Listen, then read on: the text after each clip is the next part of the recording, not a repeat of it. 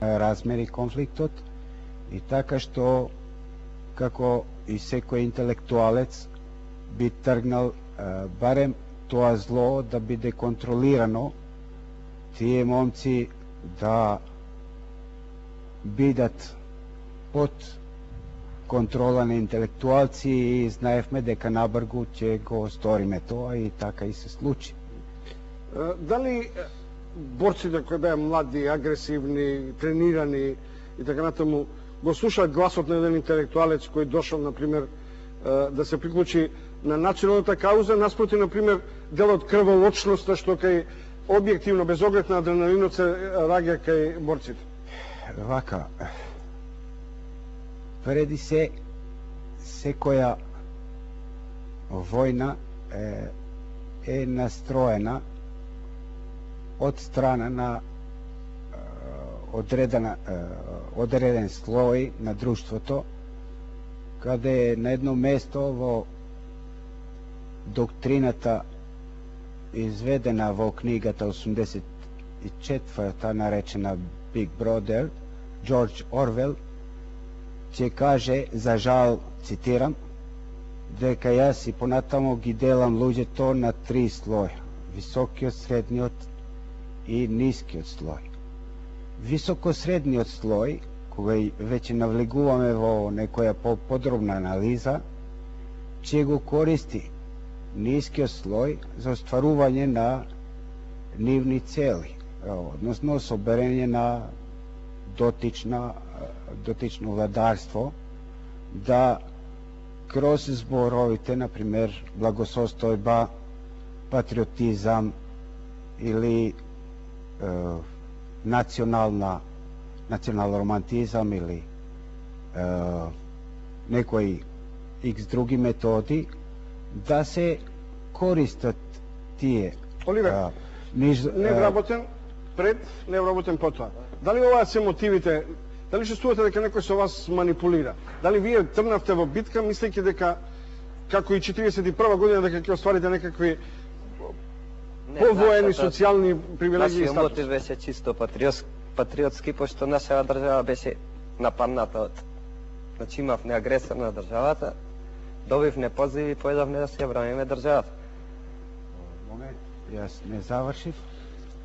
Реков, при користење на понискиот слој се доаѓа до одредени цели на тие што планирале таква цел.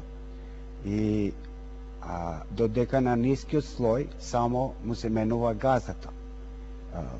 Тоа, впрочем, и се случува. Тие луѓе кај нас албанците останале на милост и немилост, без обзира дали се војни инвалиди, дали се изманипулирани. За војните инвалиди за статусот малку подосна. Стојановски, повелете. Баш во врска со ова, како го разбрах ја, се збореше за дисциплината, војната дисциплина, значи јас лично би кажал за Карадашкиот регион, бидејќи таму бев и како командант на војната полиција на она.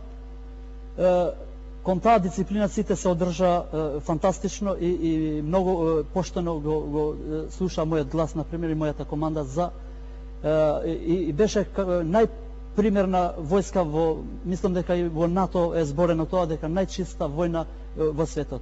Во Карадашкиот регион нема пипнато ниеден цивил, нека ми каже некој дека од страна на она е пипнат некој цивил. Дури имавме и заробеници во војната кај нас. Ова што бега србите, македонците, тие добро, во војна нормално е дека некој ќе бега. А имаше и заедно со нашите во подрумот на џамија, од мајтечи луѓе што седеа во тие најголеми гужви во село Мајтечи кога се војуваше.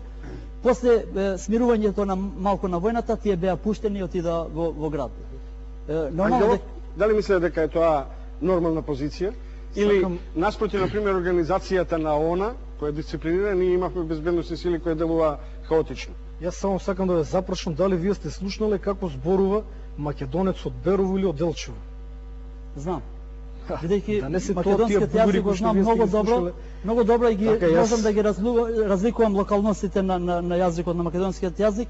Било кој од каде е, знам кој, само по зборување ќе го знам од каде. Тоа дека имало бугари. А не знам и дека Срби, некој од тоа е Струмица зборува едноставно српски невистина. или зборува украински или зборува нешто друго. Тоа Во нашите редови немаше платеници. Ние имавме доволно наши единици и сили да се справиме со терористите. Така што немавме потреба воопшто од странски платеници, најмалку па тоа да бидат некои украинци или бугари. И кога би ги користиле за некои специјални задачи, не за да стоят на пункт со вреки и да ги малтретират недолжните албанци. Плюс тоа би додал дека од целата се повлекува пред се жени и деца. Ја мислам дека нема човек, нема војник кој што е способен да малтретира жена, дете или старец. Затоа сметам дека е неиздржано.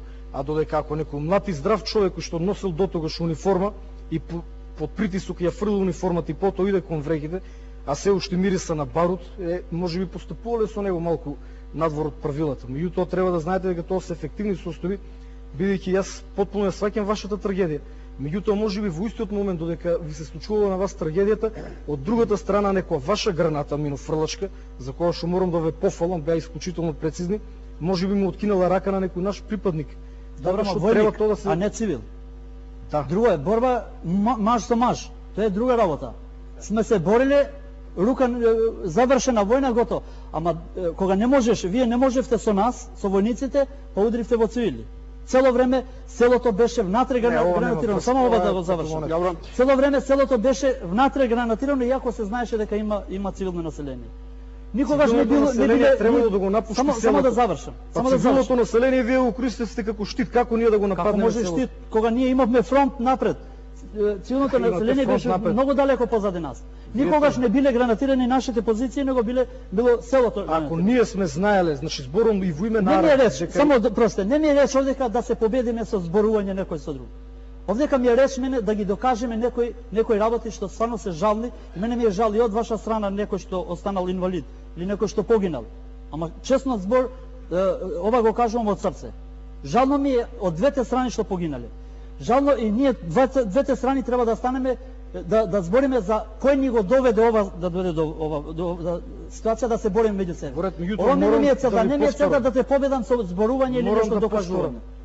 Јас давам цврста гаранција, ако бев припадник на специјалната полициска единица, дека во армијата исто така имам исклучително професионални старешини и дека кога би знаеле дека таму има жени и деца, никој не би гајал во таа куќа. Тоа е несреќен случај. Добро вечер за нашиот гледач. Само да мензум бели. Добро вечер. Се откажа до следното јавување. Повелете. Само да им соопштам на нашите гледачи дека во публиката има од неколку здруженија на македонските бранители, има дел од семејството на Зумбери и дел од екс-припадниците на ОНА. Повелете. Добро, ја просто значи да се представам, за време на вооружениот конфликт бев во единства специјални задачи Тигар. И само би напомнал, значи не сакам да се конфронтирам со господинот како што кажа, би напомнал че некои работи што мислам дека се невистина што ги кажа. Од кај сте вие? Јас сум од Кочани. Кочани, да. Значи некаде ова е бугарскиот дијалект, а? Не, ова е на штипски мава. Штипскиот дијалект, да, повелете. Значи малку пред 8 март кажа се дека некаде Танушици има вооружени групи, такви радни. Што бев полицаец. И ние патрулиравме во Ликовскиот регион. Не влеговме ни во Брест, ни во Гошница. Одевме по патот, господата сигурно знаат, по патот до Караулата Гошница. По патот сретнувавме жени и деца кои што го напуштаа селото, и Брест и Гошница. Имаше познати кои што одеа новинари, имаше странски новинари и најверојатно тоа оставило на впечаток, али ајде да не одолжам многу. Беше 8 март. Бевме на поворка и поради тоа што населението во Брест и Гошнице се жалеше поради влегле терористички групи од Косово, требаше да формираме полициски станици во Брест и Гошнице. И тргна поворка со нас, тргна. Значи имаше медицински екипи, имаше кревети, имаше медицински материјал, имаше такви работи, влеговме во Гошнице, се формира полициска станица, остана полицајци наши. Веднаш кога требаше да одиме према Брест, додавме до информација дека патот е миниран. Со нас беше Хисни Шекири, што на пратеник што отиде во ОНА. Јас гарантирам, нема патот, не е миниран, само тренете по мене, тој напред. Како сега го гледам пред очите мои, значи јас не се кријам дека сум бил таму како вие исто. Нашата единица се качи пешки догоре, го остави патот. И кога потоа беше догоре, кога се формира полициската станица, кога требаше да се вратиме, патот веќе беше миниран. и загина Бог да го прости Горан Стојановски, мој прв другар. Джипот изгоре. Значи, веќе тука е моментот 8 март. Значи, Добро, во таа група пунктови? странски новинари, Може само еден само момент, кратко кој се качи на поточни Гошинце, само момент, бев и јас. Да. Ја, Дали тоа значи дека постоело дека вие сте знали дека е патот миниран и не сте ни кажале? И бидејќи дел од безбедносните сили не следеа до еден период, додека не се искачиме до Гошинце. Па гледа, јас тогаш бев полицајот и сега дали ја треба вас да ви информирам. И само уште еден момент за Ваксинце. Значи и таму бев Ваксинце, бев таму, а на влезот во селото Ваксинце. Значи имаше на секоја куќа имаше бело знаменце, као се предават. Ние тоа го гледавме и го почитувавме. Имаше колешки албанки, значи кои што на албански јазик со мегафон кажуваат цивилното